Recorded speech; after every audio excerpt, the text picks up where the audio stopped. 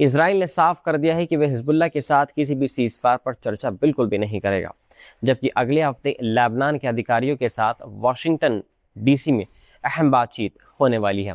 इसी बीच ज़मीन पर हालात लगातार और बिगड़ रहे हैं और दक्षिणी लेबनान में इजरायली हमलों में कम से कम 10 लोगों की मौत बताई जा रही है, जिनमें 3 इमरजेंसी वर्कर्स भी शामिल हैं। लेबनान की हेल्थ मिनिस्ट्री के मुताबिक कई इलाकों पर एक साथ हमले किए गए और दर्जनों ठिकानों को निशाना बनाया गया है। बताया ये जा रहा है कि नबातिया जो एक इलाका है, वहाँ पर माय फदून इलाके में एक रिहायशी इमारत पूरी तरीके से तबाह कर दी गई। वहीं इसराइल के अमेरिका में राजदूत येचियल लाइटर ने कहा कि ये बातचीत लेबनान सरकार के साथ औपचारिक शांति वार्ता की शुरुआत होगी, लेकिन इसमें हिजबुल्लाह को शामिल नहीं किया जाएगा और उन्होंने हिजबुल्लाह को शांति में सबसे बड़ी बाधा बताया है। दूसरी तरफ लेबनान के सांसद हसन फदल्लाह ने इस कदम का विरोध जताते हुए कहा है कि इजराइल के साथ सीधी बातचीत देश के संविधान और राष्ट्रीय समझौतों का एक उल्लंघन है और इससे देश के अंदरूनी हालात और ख़राब होंगे। वहीं लेबनान के प्रधानमंत्री नावेफ सलाम ने भी अमेरिका का अपना दौरा टाल दिया है, जबकि देश की सुरक्षा और एकता को बनाए रखा जा सके। इस बीच रिपोर्ट्स में ये भी बात सामने आई है कि डोनाल्ड ट्रंप प्रशासन और लेबनान सरकार ने इजराइल से हमले रोकने की अपील की है ताकि बातचीत के लिए माहौल एक बनाया जा सके, लेकिन व्हाइट हाउस ने इसकी आधिकारिक पुष्टि नहीं की है। दूसरी तरफ ईरान ने भी साफ कर दिया है कि जब तक लेबनान में जंग नहीं रुकती तब तक वह अमेरिका के साथ किसी भी बातचीत को आगे नहीं बढ़ाएगा, जबकि इजराइल लगातार अपने हमले जारी रखे हुए है। पिछले कुछ हफ्तों में करीब 2000 लोगों की जानें जा चुकी हैं। ऐसे में साफ है कि एक तरफ कूटनीतिक बातचीत की कोशिश हो रही है, लेकिन दूसरी तरफ ज़मीनी हकीकत यह है कि जंग अभी भी पूरी तरीके से ऐसे ही जारी है और हालात किसी बड़े टकराव की तरफ बढ़ते नज़र आ रहे हैं। रूस यूक्रेन जंग के बीच एक बड़ी और अहम खबर सामने आई है, जहां व्लादिमीर पुतिन ने ऑर्थोडॉक्स ईस्टर के मौके पर 32 घंटे का सीज़फायर घोषित कर दिया है और ये सीज़फायर शनिवार शाम 4 बजे से शुरू होकर रविवार रात तक लागू रहेगा। क्रेमलिन के मुताबिक रूसी सेना को हर दिशा में लड़ाई रोकने का आदेश दिया गया है, लेकिन साथ ही ये भी कहा गया है कि अगर कोई उकसावे वाली कार्रवाई होती है तो जवाब देने के लिए तैयार रहें। दूसरी तरफ व्लादिमीर जेलेंस्की ने इससे पहले प्रस्ताव ये दिया था कि दोनों देश ईस्टर के दौरान कम से कम एनर्जी इंफ्रास्ट्रक्चर पर हमले रोक दें और ये पेशकश उन्होंने अमेरिका के जरिए रखी थी, जो इस जंग में मध्यस्थता की कोशिश कर रहा है। हालांकि कीव की तरफ से अभी तक पुतिन के इस ऐलान पर कोई आधिकारिक प्रतिक्रिया सामने नहीं आई है। यहाँ ये भी याद रखना बेहद ज़रूरी है कि इससे पहले भी कई बार सीज़फायर की कोशिशें हुई हैं, लेकिन उनका ज़मीन पर ज़्यादा असर नहीं देखा गया है। पिछले साल भी ईस्टर के दौरान रूस ने करीब 30 घंटे का सीज़फायर घोषित किया था, लेकिन दोनों पक्षों ने एक दूसरे पर उल्लंघन के आरोप लगाए थे। इस बार भी हालात कुछ अलग हो गए या नहीं, ये बड़ा सवाल बना हुआ है, क्योंकि करीब 1200 के जो किलोमीटर है लंबी फ्रंट लाइन पर दोनों देशों की सेनाएं आमने सामने डटी हुई हैं। वहीं अमेरिका और उसके सहयोगियों की कोशिशों के बावजूद अब तक किसी बड़े समझौते पर सहमति नहीं बन पाई है और ध्यान अब मिडल ईस्ट के बढ़ते तनाव की तरफ शिफ्ट होता दिख रहा है। ऐसे में 32 घंटे का सीज़फायर क्या सच में राहत की खबर लेकर आएगा या सिर्फ एक और प्रतीकात्मक कदम साबित होगा?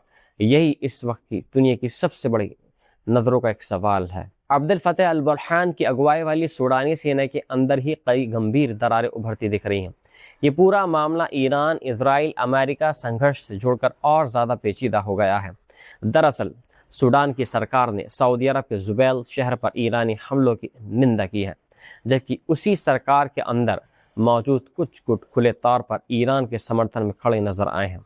यही अंदरूनी टकराव अब सूडान की राजनीति और जंग दोनों को प्रभावित कर रहा है। सूडान की सेना यानी SAF के गठबंधन में इस्लामिक गुट, जिहादी संगठन और सेकुलर एक्टिविस्ट सब शामिल हैं और यही मिक्सचर अब टकराव की जड़ बन चुका है। एक तरफ बुरहान अंतर्राष्ट्रीय दबाव, खासकर सऊदी अरेबिया, इजिप्ट और पश्चिमी देशों के कारण ईरान से दूरी दिखा रहे हैं और दूसरी तरफ उनके करीबी सहयोगी अल नाजी अब्दुल्ला जैसे नेता खुलकर कह रहे हैं कि अगर अमेरिका और इजराइल ईरान पर ज़मीनी हमला कर देते हैं तो वे लड़ने के लिए अपने लड़ाके भेज देंगे। बुरहान ने ऐसे बयानों को कुचलने के लिए सख्त चेतावनी दे दी है। बाद में उस नेता को गिरफ्तार भी कर लिया है, लेकिन इससे ये साफ हो गया है कि सेना के अंदर एक मत नहीं है। इस पूरे घटनाक्रम में एक और बड़ा मोड़ तब आया जब अमेरिका ने सूडानी मुस्लिम ब्रदरहुड को आतंकवादी संगठन घोषित कर दिया और आरोप लगाया गया कि उसने इस्लामिक रेवोल्यूशनरी गार्ड कॉर्प्स से समर्थन मिला है। इस फैसले ने सूडान की राजनीति को और ज़्यादा अस्थिर कर दिया, क्योंकि कुछ गुट इसे अमेरिका की साजिश बता रहे हैं तो कुछ इसे शांति की दिशा में एक अहम कदम मान रहे हैं। वहीं दूसरी तरफ सूडान में असली जंग भी जारी है, जहां सेना और रैपिड सपोर्ट फोर्सेस के बीच खूनी संघर्ष चल रहा है। राजधानी खार्तूम पर सेना का पूरा कंट्रोल है, लेकिन दारफूर जैसे इलाकों में आरएसएफ की पकड़ मजबूत बनी हुई है। इस युद्ध में बाहरी ताकतों की भूमिका भी साफ दिख रही है, जहां यूएई आरएसएफ का समर्थन कर रहा है, जबकि मिस्र, सऊदी अरब और तुर्की अलग अलग स्तर पर सेना के साथ जुड़े हुए हैं। कुल मिलाकर तस्वीर यहाँ पर साफ बनती दिख रही है कि सूडान इस वक्त सिर्फ एक गृह युद्ध नहीं बल्कि एक बड़े जो पॉलिटिकल खेल का मैदान बन चुका है, जहां हर फैसला तुरंत नहीं बल्कि अंतर्राष्ट्रीय दबाव, इस्लामिक राजनीति और क्षेत्रीय ताकतों के संतुलन के हिसाब से लिया जा रहा है। और यही वजह है कि वे जानकार मान रहे हैं कि बुरहान को बहुत जल्द एक बड़ा फैसला लेना पड़ेगा। क्या वो अंतर्राष्ट्रीय समर्थन के लिए इस्लामिक गुटों से दूरी बनाएंगे या फिर युद्ध जीतने के लिए उन्हीं ताकतों पर निर्भर रहेंगे? क्योंकि फिलहाल सूडान की किस्मत इसी दौराहे पर खड़ी नजर आ रही है। अमेरिका और ईरान के बीच 6 हफ्तों से चल रहे युद्ध को ख़त्म करने के लिए आमने सामने बातचीत शुरू हो गई है और ये अहम बातचीत इस्लामाबाद में हो रही है, जहां शहबाज शरीफ की मध्यस्थता में दोनों देशों के प्रतिनिधि आमने सामने बैठे हैं। बताया जा रहा है कि पहले ये बातचीत इनडायरेक्ट यानी परोक्ष रूप में होनी थी, लेकिन अब दोनों टीमें सीधे बातचीत कर रही हैं, जो इस पूरे संकट में एक बड़ा बदलाव माना जा रहा है। अमेरिकी प्रतिनिधि मंडल की अगुवाई जेडी वेंस कर रहे हैं, जिनके साथ स्टीव विटकॉफ और जेरेड कुशनर भी मौजूद हैं। वहीं ईरान की तरफ से 70 से ज़्यादा लोगों का दल आया है, जिसकी अगुवाई मोहम्मद बाकर गलीवाफ और अब्बास अराक्ची कर रहे हैं। सूत्रों के मुताबिक पाकिस्तानी मध्यस्थ भी इसी कमरे में मौजूद हैं, जहां ये सीधी बातचीत हो रही है और इसे शांति की दिशा में एक बड़ा कदम माना जा रहा है। इससे पहले दोनों पक्षों ने अलग अलग तौर पर प्रधानमंत्री शहबाज शरीफ से मुलाकात की, जिन्होंने उम्मीद जताई कि ये बातचीत क्षेत्र में स्थायी शांति की तरफ एक पहला कदम साबित होगी।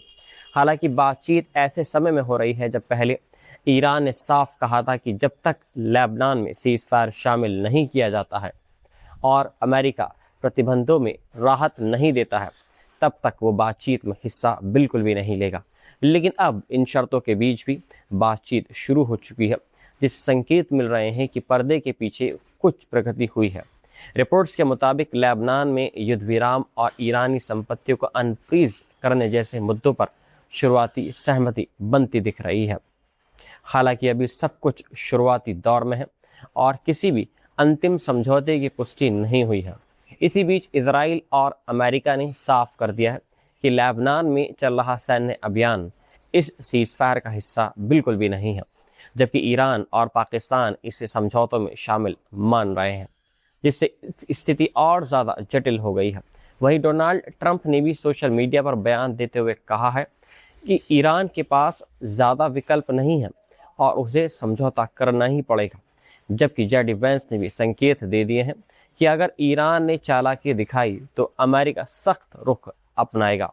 आपको बता दें कि ट्रंप ने हाल ही में 2 हफ्तों के अस्थायी सीज़फायर का ऐलान किया था, जिससे अमेरिका और इजराइल के हवाई हमले फिलहाल रुके हुए हैं, लेकिन इसके बावजूद स्ट्रेट ऑफ हार्मोज में ईरान की नाकाबंदी अभी भी जारी है, जिसने वैश्विक तेल आपूर्ति को गंभीर रूप से प्रभावित किया है।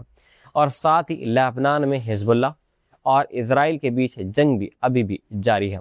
ऐसे में पूरी दुनिया की नज़र अब इस्लामाबाद में चल रही इन अहम बातचीत पर टिकी हुई है कि क्या ये वार्ता सच में इस बड़े संघर्ष को ख़त्म कर पाएगी या फिर हालात और ज़्यादा बिगड़ने वाले हैं। इसराइल ने बैरूत के बीचों बीच भीषण हवाई हमले शुरू कर दिए हैं और इन हमलों में कम से कम 182 लोगों की मौत हो गई है, जबकि सैकड़ों लोग घायल बताए जा रहे हैं।